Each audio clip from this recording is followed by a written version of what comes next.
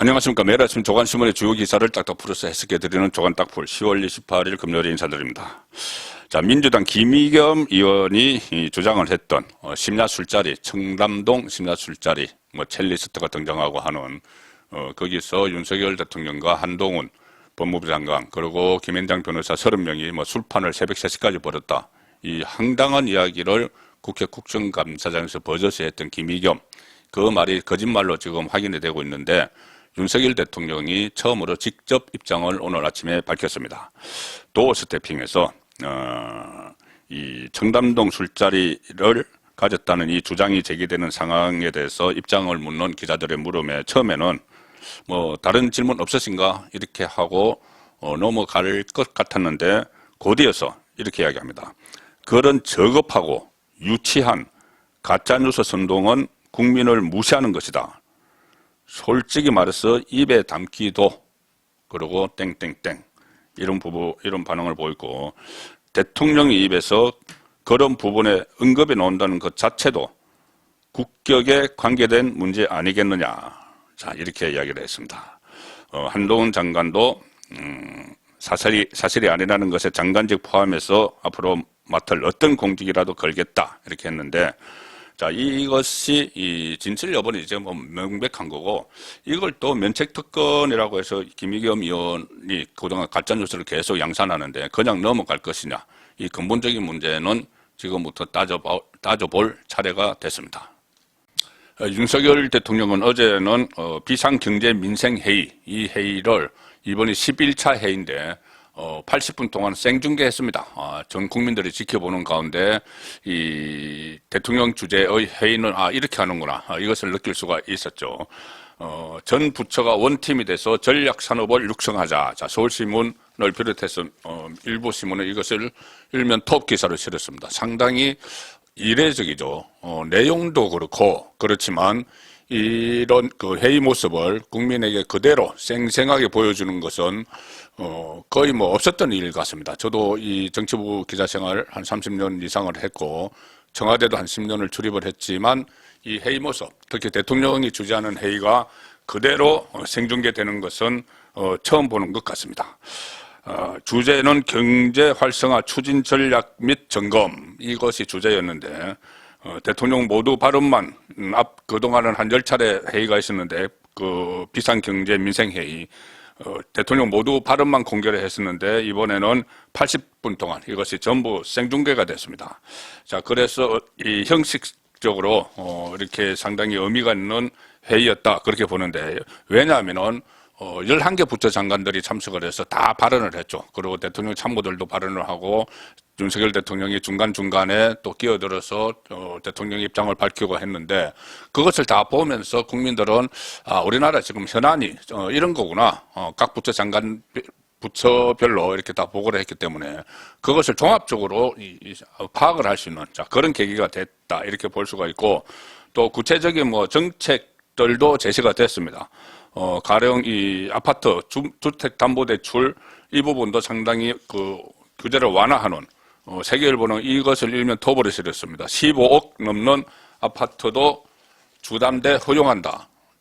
주택담보대출 비율을 상당히 높이는 그런 그 정책들도 발표가 됐습니다. 일면 톱으로 넣을 만한 정책들이죠. 그리고 무주택자, 1주택자에 대해서 주택담보대출 비율 LTV라고 하죠. 이것이 50%로 완화가 되고 15억 원 초과 아파트에도 주담보가 허용이 된다. 그리고 아파트 중도금 대출이 제한되는 기준선은 분양가 9억 원 이하, 그동안 9억 원 이하였는데 12억 원 이하로 6년 만에 상향 조정된다. 그리고 11월 중 투기 가열지구와 조정 대상 지역도 이런 규제 지역도 추가로 해제한다. 자, 이런 여러 가지 이 정책들이 발표가 됐습니다. 그리고 이 브레인스토밍을 하는 그런 자리였는데 정책 대안도 제시가 됐습니다. 자, 그런데 항상 윤석열 정부가 하는 일은 좀 삐딱한 시선으로 바라보는 언론사들이 몇 군데 있죠. 심사가 뒤틀려 있는 그 언론사들인데, 자, 한겨레 신문 같은 경우는 어제 이 회의를 또 마치 비꼬는 투로 일면 톱으로 실었습니다. 민생대책이라며 전 부처 산업부화. 자, 얼핏 보면 뭐 제목이 뭘 의미하는 건지 잘 모르겠는데 뭐 자세히 보면 이겁니다. 그 회의 주제에 민생이 들어갔는데 민생은 안 하고 왜 산업 이야기만 하느냐. 자, 이 이야기입니다. 왜 그러냐면 어제 그 윤석열 대통령이 산업 그리고 수출 중요성을 강조를 하면서 국방부는 뭐 방위산업부처럼 일해야 된다. 또 국토교통부는 건설산업부처럼 일해야 된다. 그래서 모든 부처가 수출 촉진을 위해서 뛰어야 된다. 그렇게 산업을 강조를 했죠. 자, 이것을 두고 산업만 강조하고 민생고 해법은 미흡하다. 그리고 민주당이 뭐 주장한 자하자참 80분 정치 쏘다 이것까지 막 소개를 했습니다. 일단 산업이 발전을 해야지 이 민생 대책이 나오는 것이죠. 돈이 없는데 어떻게 그 민생을 뭐 해결을 하겠습니까? 산업을 발전시켜서 곳간을 가득 채워놔야지 곳간에서 민생을 위해서 여러 가지 조치들도 취할 수 있고 하는 건데, 자, 어쨌든 뭐 이런 식으로 한겨레는 제목을 달았습니다.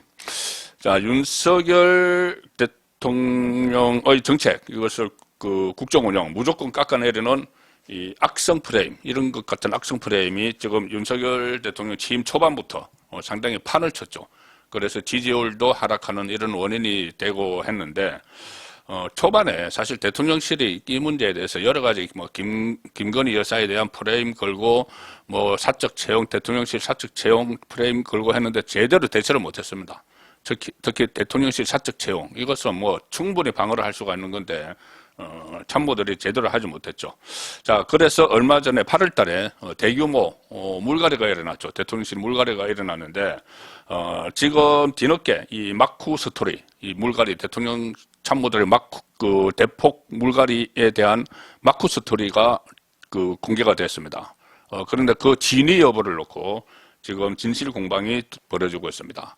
일단 조선일보 기사를 먼저 보시면은 29면에 오피니언면에 있습니다. 논설실의 뉴스 읽기. 그래서 황대진 논설위원이 이 대통령실 물갈이 배경은 이렇게 하면서 기사를 썼는데 대통령 지지율 급락에 대해서 책임 공방하던 중에 의공 카톡방 사건이 터져서 대통령 참모실이 대대적으로 개편되는 결정타가 됐다.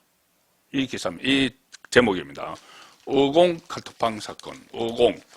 의공은 널공, 언론에서 하는 말이죠. 널공의 반대 개념.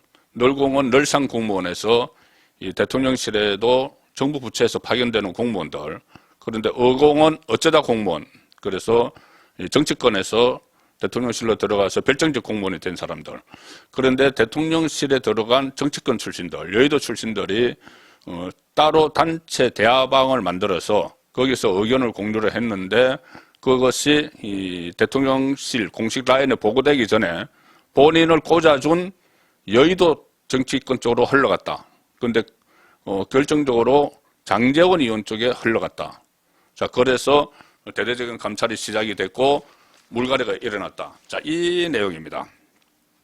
윤석열 대통령 지지율이 8월 5일 갤럽 기준으로 24%로 떨어졌을 때 누군가는 책임져야 되지 않느냐 이 말이 대통령실 안에서 나왔다는 겁니다. 반등을 하기 위해서 나왔는데 그래서 옥신각신 하는데 책임론을 놓고 옥신각신 하는데 그 와중에 카톡방 사건, 제가 말씀드린 의공 카톡방 사건이 터져서 의공끼리 보고하기 전에 자료를 공유를 했는데 의공끼리 자기들이 위에 보고하기 전에 자료를 공유했는데 그중에서 일부가 유출돼서 이 대통령실 이 보고 라인을 타고 올라가서 대통령까지 가야 되는데 옆으로 샜다는 거죠.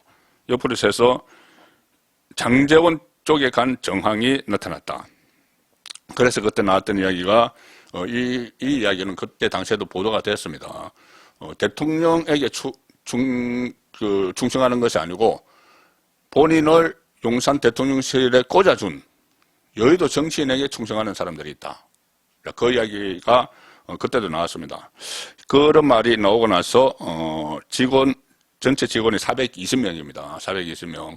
그러니까 수석 비서관, 비서관, 선임행정관, 행정관, 행정요원 이렇게 쭉 분류가 됐는데 거기에 전체 대통령실에서 근무하는 경호실 빼고 국가안보실 빼고, 국가안보실까지입니다. 그 420명인데, 그 중에서 50명 이상이 사퇴를 그때 했죠. 자, 이 상황에서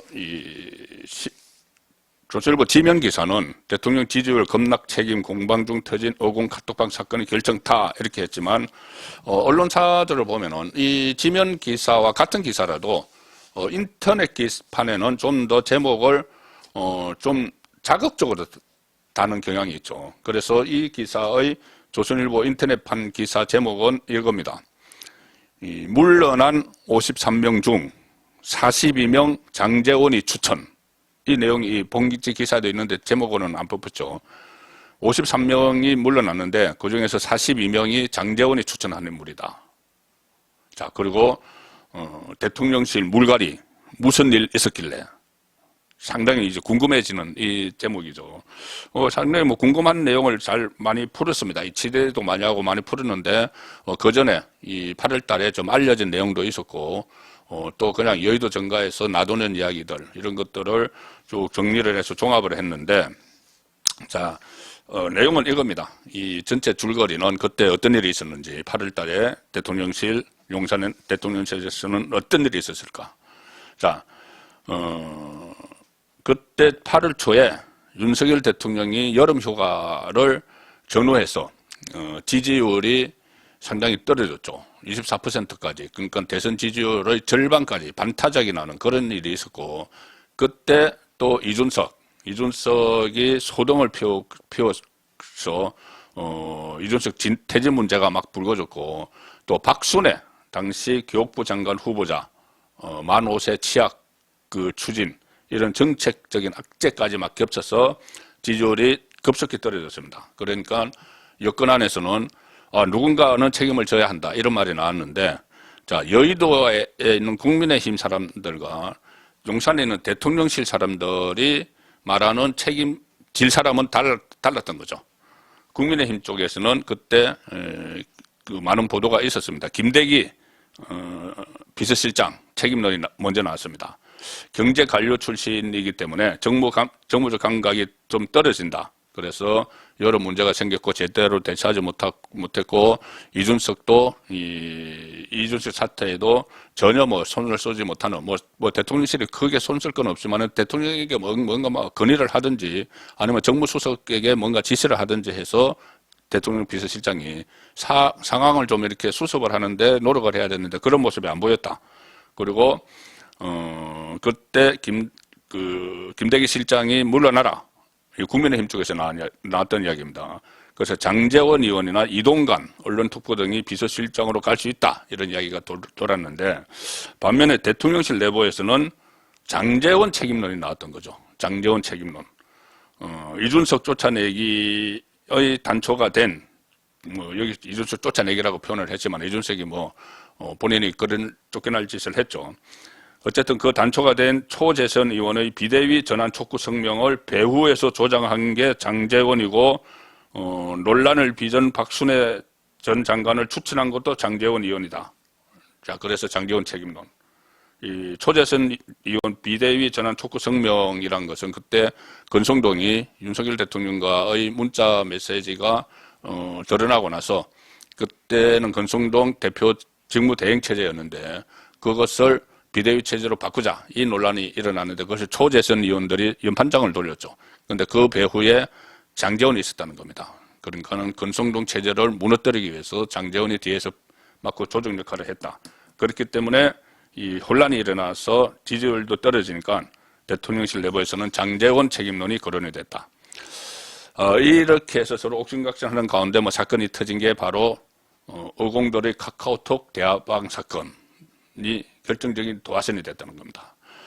여러 수석실에 이제 흩어서 일을 하고 있는 정치권 출신 이 행정관, 행정요원들이 또 비서관, 일부 비서관들이 카카오톡 대화방을 만들고 거기서 소통을 했는데 어쩌다 경우에 따라서는 대통령이나 직속 상관인 수석 비서관에게 보고가 되기 전에 그 내용들이 본인이 그 전에 보좌를 했던 모시고 있던 여의도 정치권으로 흘러갔다는 거죠. 자, 그래서 그거에 또 특히 장제원 의원 쪽에 집중됐다. 그래서 대통령실 주변에서는 대통령실 직원인 줄 알았더니 장제원 의원 직원이었나 이런 말이 나왔다는 겁니다. 그래서 이런 일들이 윤석열 대통령에게 보고가 됐죠. 보고가 됐다고 합니다. 그러면 당연히 경로했겠죠. 아니 내 대통령실 참모들이 여의도에 충성을 한다. 그거 뭐 용납할 수 없는 이야기죠.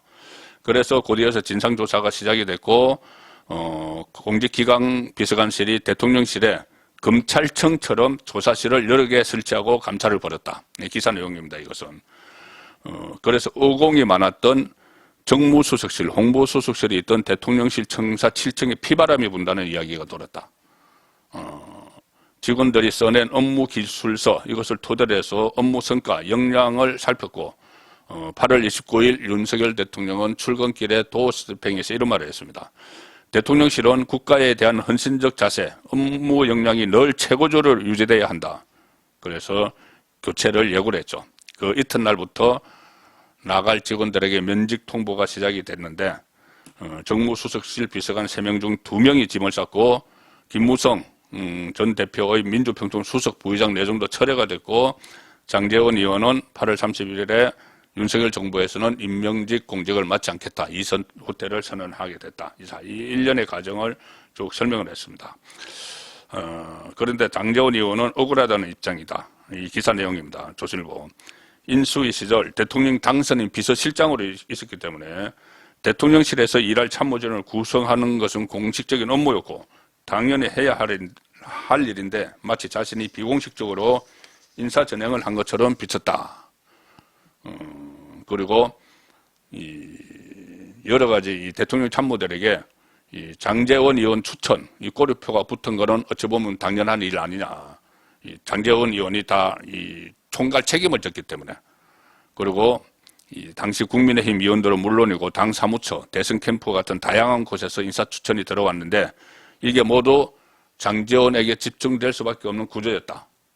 이 과정에서 권성동, 윤한홍 같은 친윤 핵심은 물론이고 윤석열 대통령과 가까운 인사들의 부탁도 다 들어주지 못하는 경우가 생겼다. 그때 권성동 의원이 그런 말을 했죠. 본인의 지인 아들을 대통령실에 넣으려고 하는데 7급으로 넣어달라고 외압을 행사했는데 9급밖에 안 됐다. 뭐 이런 식으로 해서 또 논란이 일어난 적이 있습니다. 자, 이런 상황에서 그때 물론은 이 퇴직자 50여 명은 지금은 뭐 하나 이것도 그 논설실의 뉴스 읽기 기사 안에 있습니다. 직원을 내보낸 후에 대통령실에서 이것도 일부 보도가 됐던 내용입니다. 일괄적으로 퇴직한 사람들에게 퇴직공직자 취업제한 제도 안내 문자 메시지를 보냈습니다. 그래서 4급 이상 퇴직공직자는 3년간 취업심사 대상 기간 취업이 제한되며 승인받은 경우에만 취업이 가능하다. 그래서 그때 말이 나왔죠. 이 대통령실에서 근무한 지 지금 석 달도 밖에 안 됐는데 지금 석 달 근무하고 나와서 3년 동안 취업 제한이 된다는 말이냐. 이렇게 막 불만이 터져 나왔습니다. 불만이 터져 나왔는데 그래도 상당수는 재취업에 성공을 지금 했고 형식적인 안내였기 때문에 실제로는 취업심사를 다 통과했다는 겁니다. 그런데 여전히 재취업하지 못한 사람이 있고 이 중 일부가 대통령실에 대한 불만을 토로하는 경우도 있다. 지금 3개월 만에 나와서 뭐 3년 동안 취업 제한 뭐 안내문 받고 막 이러니까 좀 도사구팽 당했다는 생각을 해줄 수가 있죠. 본인들도 대선 과정에서 뭐 열심히 나름대로 뛰었던 사람들인데 그래서 이 기사 말미에 민주당 관계자 코멘트가 나옵니다. 민주당 관계자는 최근에 이 민주당 안에 꾸린 설치한 대통령실 관련 의혹 진상규명단 이런 게 있죠. 민주당 안에. 그런데 거기에 여러 가지 제보들이 들어오는데 일부는 대통령실 퇴직 직원이 했을 가능성이 있다. 뭐 딱 그것을 밝히지는 않지만은 내용을 보면은 뭐 대통령실 운영 문제, 또 관저 이전 이런 것과 관련한 여러 제보가 들어오는데 이 중 일부는 대통령실 퇴직 직원이 했을 가능성이 있다. 자, 이 상황에서 장제원 의원이 오늘 아침에 발끈했습니다. 내가 대통령실 행정관 42명 추천 소설 같은 기사다. 어떤 행정관들과 그 어떤 자료도 공유한 적이 없을 뿐만 아니라 대통령실에서 생성된 단 한 장의 자료도 본 적조차 없음을 분명히 밝힌다. 대통령실 자료가 제게 넘어왔다면 명백한 증거를 제시하라. 저는 저와 제 보좌진 핸드폰 일체와 요원실 컴퓨터를 제출할 용의가 있다. 그러면서 조금 전에 제가 말씀드린 그런 설명을 했습니다. 당, 국민캠프, 선거대책위원회, 대통령직 인수위원회, 그리고 위원님들로부터 추천 명단을 받아서 인사 담당자들에게 다 넘겼고, 그것을 거쳐서 추려서 온 명단을 대통령에게 보고드렸을 뿐이다. 그리고 정중하게 정정보도를 요청한다. 자, 이렇게 했습니다. 그래서 앞으로 이 부분도 좀 진실 공방이 일어날 가능성이 있습니다. 오늘도 특히 이 유동규의 입에서 나온 이재명의 대선 자금 의혹들이 관련 기사들이 지금 막 쏟아지고 있습니다. 검찰이 작성한 김용에 대한 이재명의 핵심 척건 지금 구속돼 있죠. 구속영장에 대해서 조선일보가 보도를 했는데 김용은 부인하지만 남욱에게 돈 받자고 유동규와 상의했다. 자, 유동규와 남욱이 서로 상의를 해서 김용에게 줄 돈을 어떻게 마련할 거냐. 김용이 20억 원 달라고 하는데 이것을 어떻게 마련할 거냐를 유동규와 김용이 서로 상의를 했다. 그 내용을 김용도 알고 있다. 자, 이것이 검찰의 구속영장에 나오는 이야기입니다. 그래서 이것은 무슨 의미가 있냐면은 지금 김용은 본인이 이 돈을 받은 사실이 없다. 거대한 조작의 중심에 서 있다. 8억 원 수수는 전혀 사실이 아니다. 이렇게 혐의를 부인했지만 검찰은 김용이 처음부터 8억 원의 자금 출처까지, 그러니까 남욱에게 쏜다는 출처까지 다 알고 있었다는 이야기입니다. 검찰이 작년 초 김용이 유동규와 대선 예비 경선 자금 조달을 논의하고 이 돈을 남욱 변호사에게 받기로 했다는 점을 김용 구속영장에 적시를 했다. 구속영장에서 김용은 작년 2월에 유동규에게 대선 예비 경선에 활용할 목적의 정치 자금으로 현금 20억 원을 달라 이 요구를 하면서 지금 광주 쪽을 돌고 있다. 대선 예비 캠프 준비 자금이 필요하다. 이렇게 이야기를 했다고 합니다. 거기에 대해서 김용과 유동규는 그 돈을 남욱에게 받기로 서로 상의를 했다. 남욱이 1,000억 이상의 이익을 받기 때문에 대장동에서. 자, 이 상황에서 대장동 특혜 수혜자의 핵심은 김만배 씨죠. 그런데 이번에 대선 자금 관련 이야기에서 김만배 씨가 쑥 빠져 있다. 그래서 도대체 김만배 씨는 과연 관련이 없느냐 이런 이야기들이 나왔었는데 김만배 이름도 지금 이 국면에서 등장하기 시작을 했습니다. 동아일보 육면 기사 보시면은 유동규가 또 돈을 요구하니까 김만배가 5억을 주면서 이 돈 거래한 사실이 걸리면은 우리는 다 죽어. 이렇게 이야기를 했다는 기사입니다. 유동규가 또 김만배에게 5억 원을 요구를 했는데 돈을 주긴 줬다는 거죠. 그런데 이것을 걸리면은 우리는 다 죽는다. 이게 불법 자금인 걸 다 알고 있기 때문에 지난해 2월에 김만배에게 현재 나온 것 배당된 돈을 어떻게 좀 해달라. 거액을 요구했던 정황이 드러났다. 그러니까 김용에게 대선 자금 20억을 마련해 달라는 요구를 했던 그 시기입니다. 그 시기에 김용에게 뿐이 아니고 김용에게서 20억 원을 마련해 달라는 이 부탁을 받고 김만배한테 좀 돈 좀 다오 이렇게 했다는 이야기입니다. 이 천하동인 사호 소유주 남욱 변호사로부터 8억 원 불법 대선 자금을 전달받았던 만큼 김만배를 통해서도 대선 자금을 하려 했을 가능성에 주목하고 있다. 김용에게 돈을 줬기 때문에 이 김만배에게서 또 돈을 받아서 누구 또 김용에게 주든지 정진상에게 주든지 하여튼 이재명 쪽에 흘러갈 시도를 했을 가능성이 크다는 이야기입니다. 그때 정영학 회계사 천하동인 5호 소유주 정영학 회계사 녹취록이 한번 공개가 됐었죠. 그 녹취록에도 이런 이야기가 나옵니다. 김만배가 하는 이야기죠. 유동규가 엄청나게 대든다. 어제도 현찰 1억, 수표 4억으로 총 5억 원을 줬다. 이 녹취록이 있습니다. 내가 현찰로 주겠다, 수표로 주겠다고 했는데 자꾸 유동규가 자신이 실소유한 법인에 투자를 자꾸 해달라고 한다. 유동규에게 대선 전에 투자해놨다가 저 돈이 이동했다는 걸 알면 어디로 이동? 이재명 쪽이죠. 이동했다는 걸 알면 어떻게 하려고 그래? 너 이거 걸리면 4명 다 죽어. 이런라고 했다. 그것이 그 녹취록 안에 있는 겁니다. 대선 경선이 코앞인 상황에서 위험 가능성을 경고를 했다는 것이죠. 자, 그래서 이 대장동 사업으로 1,400억 원을 그 배당받은 김만배 씨에게 돈을 요구하지 않았을까? 그리고 또 김만배가 실제로 5억을 줬다. 그러면 그 돈이 또 어디로 흘러갔느냐? 자, 이런 것도 규명을 다 해야 되는데 유동규의 입이 다시 주목이 되는 상황입니다. 마지막 기사입니다. 어제 그 노영민, 서훈, 박지원 이 세 사람이 기자회견을 가져서 서해 공무원 피격에 대해서 반박을 했죠. 월북 근거가 충분하다 뭐 이렇게 이야기했고 여권에서는 가해자들의 방탄회견이다 이렇게 반박을 했는데 자 어제 이 세 사람이 기자회견 하는데 그 끝에 보면 사진 끝에 보면 이재명이 들어가 있죠. 이재명. 자 이재명이 여기에 왜 참석을 했느냐. 문재인 때 사람들이 청와대나 국정원 사람들이 기자회견을 하는데 이재명도 동병상련이죠. 지금 동병상련이라서 아마 공동전선을 저항하는 공동전선을 형성하기 위해서 참석한 것 아닌가 싶습니다.